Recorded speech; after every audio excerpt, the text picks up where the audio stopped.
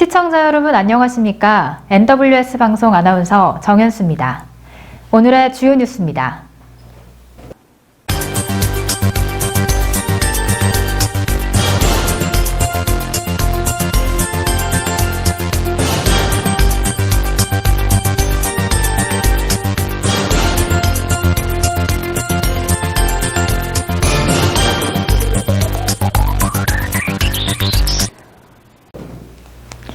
고양 특례시가 기자회견을 개최하고 경제자유구역 지정 및 자족도시 도약을 위한 강도 높은 시정혁신을 시작한다고 밝혔습니다. 이는 지난 7일 경기 북부 최초로 경기 경제자유구역 추가 지정 후보지로 선정된 것에 발맞춰 조직, 예산, 업무 등 맞춤형 시정혁신을 통해 산자부의 최종 지정을 받기 위한 전략이라고 설명했습니다. 먼저 시는 정부의 공공기관 혁신 기조에 발맞춰 중복, 비효율적인 조직을 통폐합하고 목표와 성과 중심의 경영형 조직 개편을 단행합니다.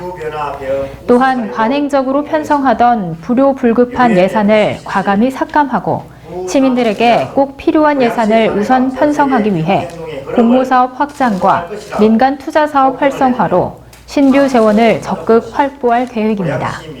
이동환 고양특례시장은 기자회견을 통해 이번 경기 경제자유구역 후보지 선정은 자족도시로 가는 첫 단추를 꿰었을 뿐이라며 베드타운을 벗어나 자족도시로 도약을 위해서는 강도 높은 시정혁신과 함께 지역 정치권, 언론, 관내 기업 등 모두의 지원과 협조를 요청했습니다. NWS 방송 기자가 현장에 다녀왔습니다. 전 세계 이번 이집트 샤멜 셰이크에서 열린 COP27 참석했습니다. 고양시의 경험과 노력을 공유하고 기후변화 대응을 선도하는 아시아의 챔피언 도시로서 입지를 강화하고 왔습니다. COP27 관계자들을 만나서 고양시의 선제적인 기후변화 대응 정책과 전 세계 도시의 방향성을 제시하고 있다는 점을 어필했습니다. 앞으로 COP33을 고양시에 유치하고자 하는 의지도 전달한 바 있습니다. 이번에 이스라엘 혁신청도 방문하면서 고양시가 앞으로 이스라엘 혁신청과 협력 체제를 갖출 수 있는 좋은 기회를 좀 만들어 달라는 요청도 한 바 있습니다. 물론 두바이의 공항 프리존, 두바이 헬스케어 시티 이를 시찰을 하면서 관계자를 만나서 고양시의 경제자유구역 조성 방안에 대해서 논의하는 시간도 가졌습니다. 고양시는 어떤 도시보다도 공항과 수도가 가깝다는 특성을 잘 활용한다면 경제자유구역을 성공적으로 조성할 수 있다는 것을 다시 한 번 더 시찰하면서도 알리고 재확인되었습니다. 국외 자본 유치와 활발한 기업 활동으로 수많은 일자리가 생길 것입니다. 그리고 시민들의 경제 수준도 향상될 것이라고 생각합니다. 고양시는 지리적으로 서울과 한강 바로 옆에 위치하고 있습니다. 인천, 김포공항, 인천항과 경기 서남부, 경기 북부 주요 도시를 연결하는 물류이동의 중심지 역할을 하고 있습니다. 고양 경제자유구역은 인접 도시들도 경제 활성화를 유발해 경기 북부 전체의 경제 성장은 물론 대한민국의 경제 지도를 바꿔놓을 수 있다고 생각합니다. 경제자유구역은 고양시가 글로벌 자족도시로 가기 위한 마중물이자 혁신의 시작이 될 것입니다. 구리시는 지난 9일 국토교통부가 제4차 주거정책심의위원회를 통해 투기과열지구 및 조정대상지역 조정안을 심의 의결하면서 2022년 11월 14일 0시를 기점으로 조정대상지역에서 해제됐다고 밝혔습니다. 이에 따라 다주택자의 취득세 증가세율이 완화되고 주택 유상취득 시 1세대 2주택 취득의 경우 8%, 1세대 3주택 이상의 취득인 경우 12%의 취득세율을 부담하던 것을 1세대 2주택 취득까지는 1에서 3%, 1세대 3주택 취득은 8%, 1세대 4주택 이상 취득은 12%의 취득세율로 변경됩니다.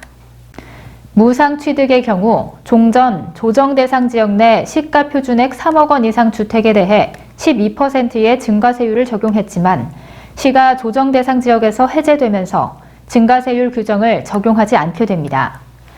아울러 기존의 주택이 하나 있는 1세대가 신규 주택을 취득하면서 종전주택을 2년 이내에 처분하면 일반 세율을 적용하는 일시적 2주택 규정도 적용되지 않습니다. 백경현 구리시장은 이번 조정 대상 지역 해제로 납세자의 주택에 대한 취득세 부담이 줄어들기를 바라고 이를 적극 홍보해 납세자가 만족하는 세무 행정 서비스를 제공하겠다고 전했습니다. 구리시는 지난 14일 천단 트램 GTX-B 갈매역 정차, GTX-D2 노선에 구리시 연결 등을 위해 철도 전문가들과 함께 향후 추진 방안에 대한 자문회의를 개최했습니다. 시는 인근 3기 신도시 건설 등에 따른 광역교통대책에서 구리시가 소외됨에 따라 가속화되는 교통정체 해결을 위한 자구책 마련이 필요한 상황입니다. 이에 시는 서울, 노원구 갈매지구, 산호동과 남양주시를 연결하는 첨단 순환 트램을 추진하고 역점 사업인 GTX-B 노선 갈매역 정차는 물론 GTX-D2 노선과 노선의 구리시 연결을 통해 정시성을 확보해 시민들의 출퇴근길 불편을 최소화할 계획입니다. 경기도 구리 남양주 교육지원청 다산 한강유치원은 2022학년도 유치원 학부모 공개 수업 주간을 맞이하여 으라차차 가족운동회를 열었습니다. 남양주 체육문화센터 실내체육관에서 다산 한강유치원 만 5세 유아 95명 및 학부모 174명을 대상으로 신체놀이를 진행하며 교육 공동체 간 서로 협력하고 격려하는 특별한 시간을 보냈습니다. 가족들은 응원전과 에어봉 릴레이, 장애물 달리기, 줄다리기 등 다양한 신체 활동에 함께하며 소중한 추억을 나누고 놀이 중심 교육 과정에 대한 유치원 교육을 이해하는 시간을 가졌습니다. 남양주 북부경찰서에서 아동학대 예방의 날을 맞아 지난 15일 이마트 별내점 정문에서 지역 공동체 합동 아동학대 예방 캠페인을 개최했습니다. 이날 캠페인은 남양주시청 여성아동과 남양주 아동보호전문기관, 남양주 한마음 가족상담소, 남양주시 정신건강복지센터에서 합동으로 개최했으며 아동학대는 심각한 범죄임을 알리고 시민의 관심과 인식 개선을 촉구했습니다. 이번 캠페인에서는 아동학대 관련 OX 퀴즈, 아동 안전과 학대 예방을 위한 약속 스티커 부착, 긍정 양육 방법이 담긴 학대 예방 리플릿과 홍보 물품을 전달하며 진행했습니다. 남양주시는 지난 16일부터 30일까지 한국 베트남 수교 30주년을 맞아 국제자매도시인 베트남 빈시의 대표단이 남양주시를 공식 방문했다고 밝혔습니다. 남양주시는 지난 2005년 11월 역사 문화적 공통점을 바탕으로 호치민 주석의 고향 도시 빈시의 자매결연을 체결했으며 총 76회에 걸쳐 상호 방문하는 등 행정, 경제, 민간, 청소년 분야에서 활발한 교류를 이어오고 있습니다. 주광덕 남양주시장은 빈시 대표단을 환영하며 코로나19 팬데믹으로 교류에 어려움이 있었지만 지난 17년간의 신뢰와 우정을 바탕으로 파트너십을 강화해 양 도시의 발전을 이뤄나가길 희망한다고 말했습니다. 공공의료원 설립을 추진 중인 가평군에서는 경기도 의료원 가평병원 유치를 위한 민관 추진단 위촉식을 지난 15일 군청 청사에서 개최했습니다. 민관 추진단은 서태원 가평군수, 배영식 전 가평군의회 8대 하반기 의장을 공동위원장으로 부위원장은 이진옥 가평군의회 의원으로 발탁했으며 15명의 위원이 가평군의 다양한 공공의료원 유치 방안을 모색하며 공공의료 정책 방향성을 모색하고자 민관 추진단을 구성했습니다. 서태원 가평 군수는 위원들에게 위촉장을 수여하며 각 위원들이 가평의 열악한 의료 환경에 대한 문제의식을 공유하고 민관이 함께 가평군 공공병원 유치 및 설립을 위해 노력해 주길 바란다고 말했습니다. 구리시의회 제2차 정례회의가 오는 21일부터 시작됩니다. 이번 2차 정례회의 구리시의회 본회의장에서 열리며 주요 내용은 지난 318회 임시회 개최 결과와 2023년 주요 업무계획 보고와 일반 및 특별회계 사업 예산안 시정 질문, 답변 등을 이야기할 예정입니다. 한편 구리시 의회는 지난 2022년 11월 9일부터 11일까지 3일간에 걸쳐 제318회 구리시 의회 임시회에서 총 31건의 안건에 대해 처리했으며 시민과의 소통 강화를 위해 도입한 언론인 대상 정기 브리핑이 내실 있는 운영으로 투명하고 시민 친화적인 의정 활동의 기반을 마련했다는 평가를 받고 있습니다. 경기도의회 도시환경위원회 백현종 의원은 16일 진행된 경기도 수자원본부 행정사무감사에서 공공기관의 수돗물 음수대의 설치가 제대로 이루어지지 않은 것에 대해 지적했습니다. 백 의원은 제6조 도지사는 공공기관의 민원실, 사무실 또는 복도 등 공용공간과 공공기관의 신축 건물이나 시설에 음수대를 설치해야 한다고 밝히며 공공기관의 음수대가 아직 설치되지 않은 것에 대해 지적했습니다.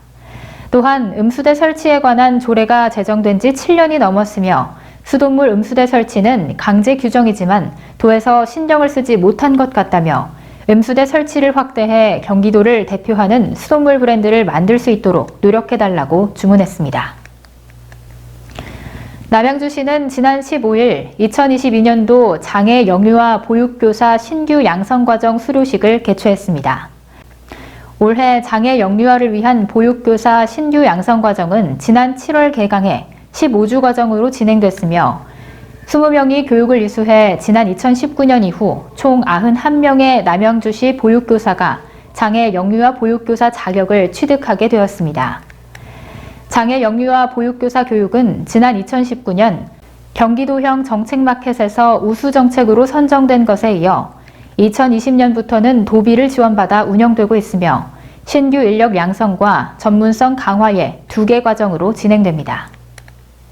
코로나19가 겨울철 재유행 중인 가운데 17일 오늘은 2023년 대학 수학능력시험이 치러지는 날입니다. 모든 수험생들이 노력한 만큼의 결과가 있기를 바라며 뉴스를 마치겠습니다. 시청해주신 여러분 고맙습니다.